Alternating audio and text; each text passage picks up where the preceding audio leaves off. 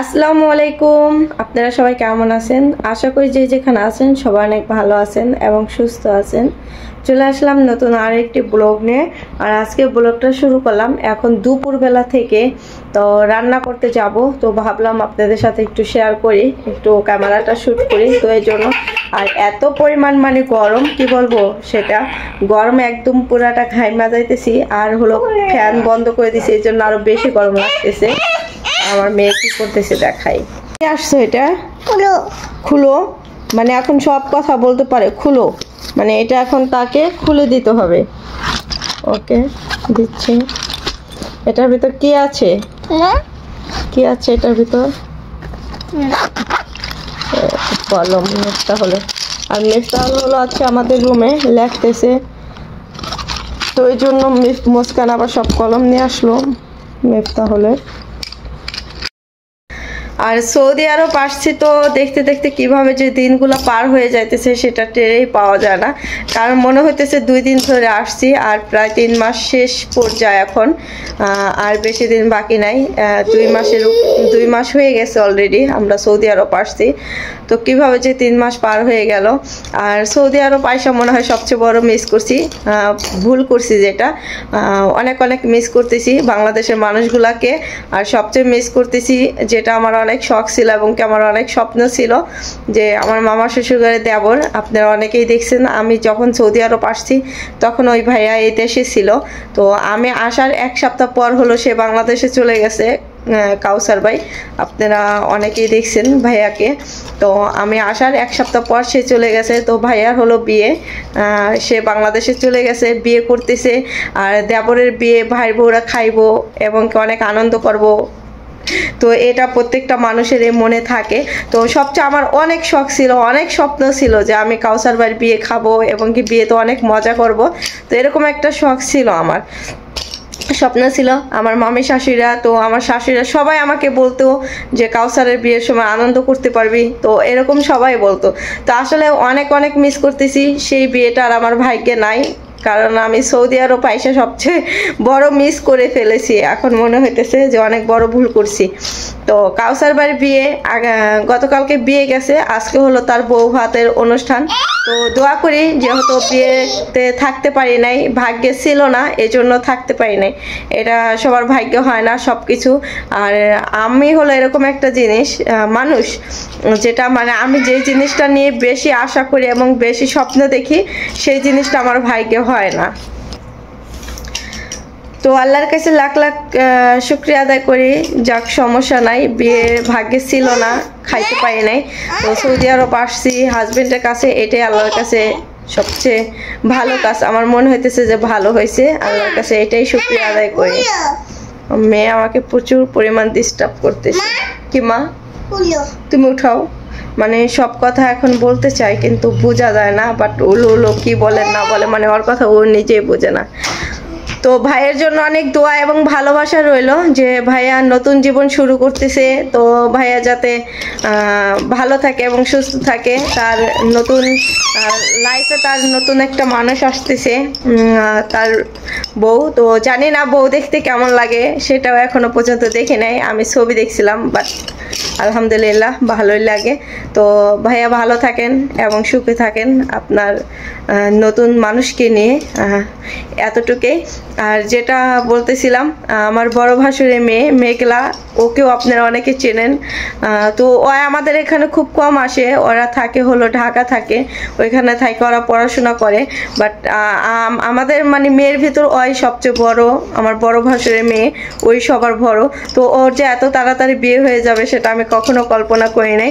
তো মেয়ে মানুষ তো বোঝে নেই, এসএসসি দিছে, এই তো রেজাল্ট আসছে, ভালো একটা রেজাল্ট করছে আপনাদের দোয়ায়। তো হ্যাঁ, তো মেঘলারও বিয়ে হয়ে গেছে, তো সেটা অনেক মিস করতেছি। কারণ প্রথম মেয়ে আমাদের, মেয়ের বিয়েতেও থাকতে পারলাম না।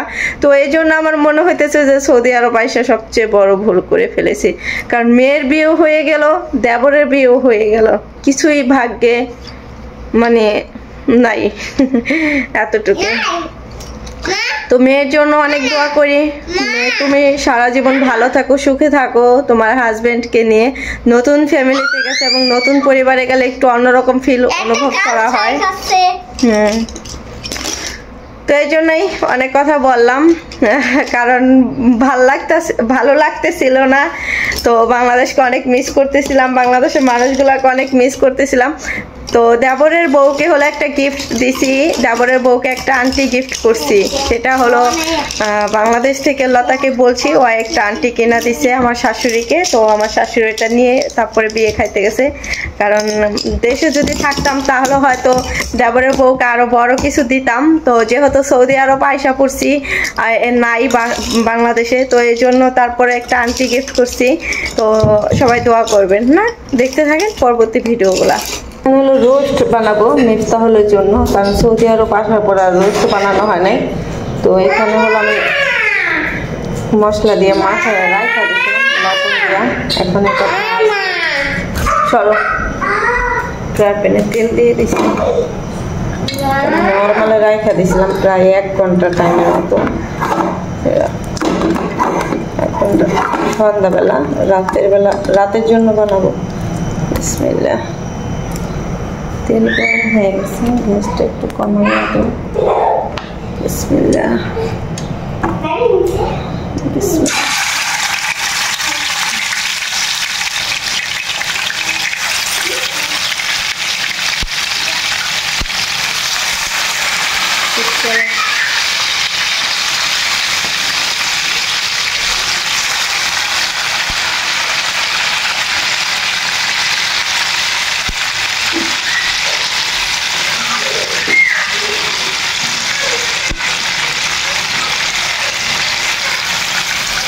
সব দিয়ে দিচ্ছি আমি একসাথে।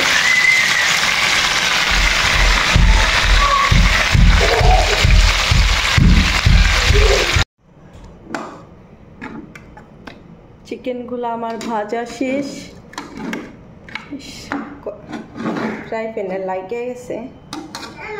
কি মা, মুস্কান আমাকে প্রচুর পরিমাণ পেন দিতেছে।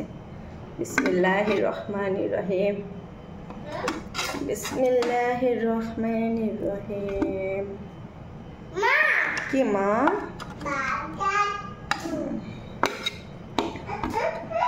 ভাবছিলাম দিনের বেলা রান্না করব, কিন্তু দিনের বেলা সময় পাই নাই, এই জন্য এখন ভাবলাম রাতের বেলা ফ্রি আছি, ফ্রি টাইম রান্না করে দিই ছেলেকে। বিসমিল্লাহ।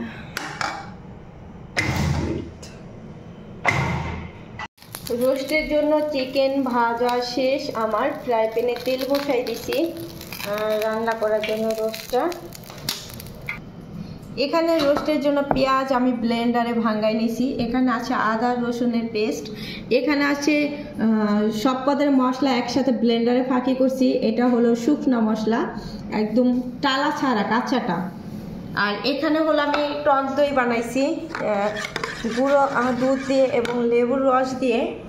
আর এপাশে আছে মিক্সচার মশলা, এখানে আছে কাঁচামরিচ, এখানে আছে তেজপাতা, এলাচ, দারচিনি সব কিছু। তো এবার হলো মশলা আমি করব, রোস্টটা রান্না করব। তার জন্য ফ্রাই প্যানে তেল দিয়ে দিছি, তেলটা গরম হয়ে গেছে।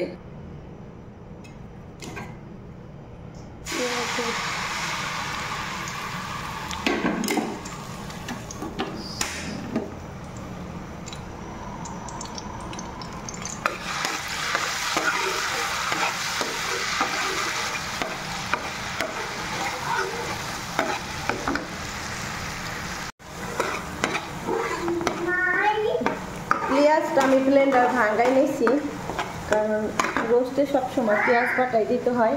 এখানে কাঁচামরিচ আছে, দিয়ে দিই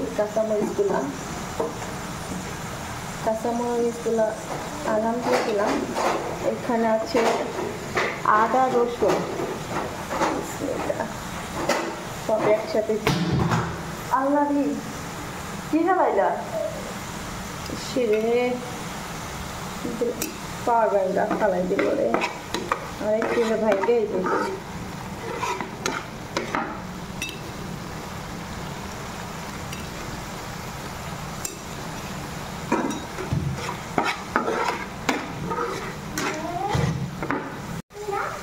তেজপাতাটা আমার ফার্স্টে দেওয়ার দরকার ছিল, কিন্তু খেয়াল ছিল না। কি পালাইতেছো মুস্কান? মানে কি থেকে কি করবো আমি দিশাই পাই না। এই মেয়ের নিয়ে রান্না করতে আসলে আর শান্তি পাই না। মুস্কান সবসময় আমার সাথে আসে। এইটা আনছি রোস্টের জন্য মশলা, চিকেন মশলা এটা আনছিলাম আমি। তো এখানে এইটাই দেখলাম মশলা নিয়ে আসলাম। লবণ দিয়ে দিচ্ছি।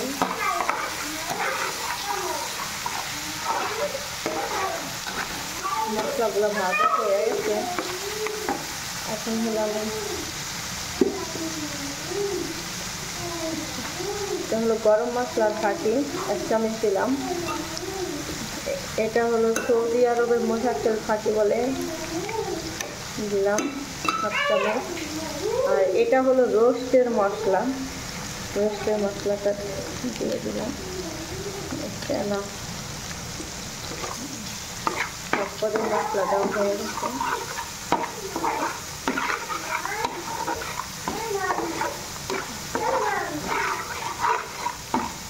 এবার টক দইটা দিয়ে দিব, টক দইটা দিয়ে দিলাম।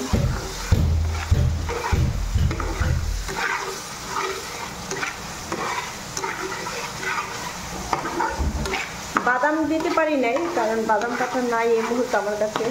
আর বাদাম ব্লেন্ডার ভাঙ্গাই নেই। কাজু বাদাম, পিস্তা বাদাম ওইগুলো দিলে হয়তো একটু ভালো হইতো। শর্টকাটেই বানাইলাম, হাতের কাছে যা ছিল তা দিয়ে।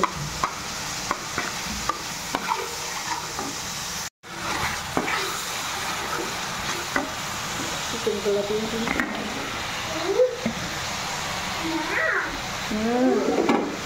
কি মা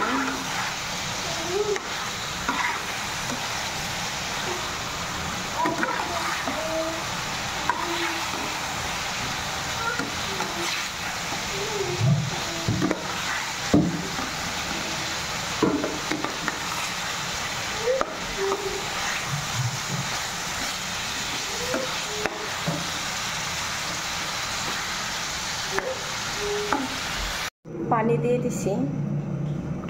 তো রোস্ট রান্না করলাম রাতের বেলা, আজকে শর্টকাটে খাবার রান্না করব। তো আজকে হলো রোস্ট রান্না করলাম, আর হলো পোলাও ভাত রান্না করব। তো পোলাও ভাতটা আমি রান্না করি নেই, পাশের চুলায় পোলাও ভাতটা রান্না করবো। তো রোস্টটা হবে আস্তে আস্তে হইতে থাকে। পোলাও ভাত রান্না করব, তার জন্য পোলাও চালগুলা ধুইয়া নিছি। এখানে পেঁয়াজ আর কাঁচামরিচ রাখছি, আদা বাটা, আর আছে তেজপাতা, দারচিনি, এলাচ। এখন পোলাও ভাতটা রান্না করব, তার জন্য পাতিলা বসাই দিছি। হাঁড়িটা হলো কিরকম, মানে উপর দিয়া না কেমন জানি উঁচা, সাইড দিয়া হলো সব পয়লা জায়গা তেল দিলে।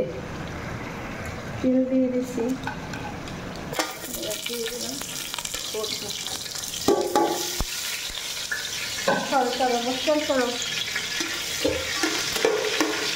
আমার একটু ভয় লাগে। চলো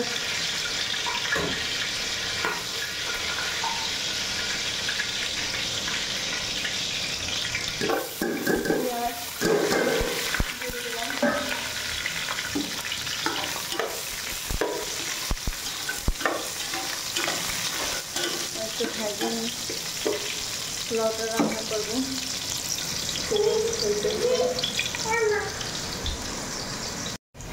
সিটটা লাগবো মুস্কান, মুস্কান এত ডিস্টার্ব করে। আদা বাটা দিলাম,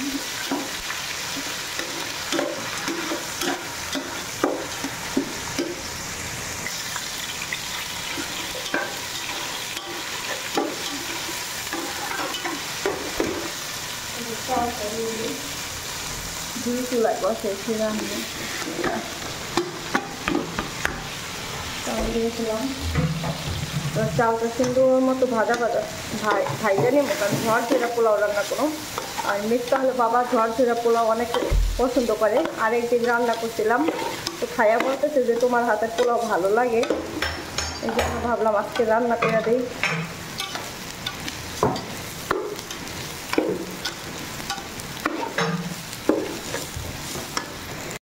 3 গ্লাস চাল দিছি আমি, তো 6 গ্লাস পানি দিছি, ডাবল পানি দিছি। এতে আমার ঝরঝরা হয়ে যাবে। আর লবণ দিয়ে দিচ্ছি, সব কিছু দেওয়া শেষ। এবার হলো কাঁচামরিচ দিয়ে দিলাম আস্ত। কি মুস্কান, এই পানিতে আনা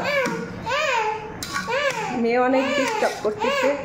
আর এই পাশে আমার রোস্ট রান্না হয়ে গেছে। কি চলে আসলাম রাতের বেলা খাওয়ার জন্য, রান্না করে রাখছি। আরো আগে এখানে পোলাও ভাতটা রান্না করছি, মিফতাহুলকে খাওয়াইছি রয়েছে। আর এই পাশে রোস্ট রান্না করা হয়েছে। এখানে সালাদ বানানো হয়েছে, লেবু কাইটা দিচ্ছে। পোলাও ভাতটা এখন বাইরে নেই। আর আমি পোলাও ভাত রান্নায় সবসময় ঝরঝরা পোলাও ভাত হয়। এই দেখেন কতটা ঝরঝরা হয়েছে। আর ঝরঝরা পোলাও ভাত আমার মিফতাহুল আপু অনেক পছন্দ করে। তো আর একদিন রান্না করছিলাম সৌদি আরব আসা, পরে বলতেছে যে সুন্দর হয়েছে। এই যে গলাটা ভাঙ্গা দিলাম। আগে বাড়ি নেই, কারণ আগে বাড়লে হলো ভাত জুড়াই জায়গা। বিসমিল্লাহ।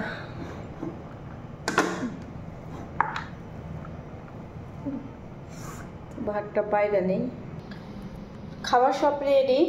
এখানে আছে পোলাও ভাত। পোলাও ভাতটা দেখেন কতটা ঝরঝরে হয়েছে, একদম ঝরঝরে হয়েছে পোলাও ভাতটা। আর এপাশে হলো সালাদ করা হয়েছে, আর এখানে রোস্ট করা হয়েছে। তো আজকে রাতের খাবার হলো আমাদের এইটাই, শর্টকাটে খাবার রান্না করছি। তো এখন হলো সবাই মিলে একসাথে খাবো। তো এখানে আজকে ব্লগটা শেষ করে দিলাম। সবাই ভালো থাকবেন, সুস্থ থাকবেন। পরবর্তী ভিডিওতে আবার দেখা হবে। আল্লাহ হাফেজ।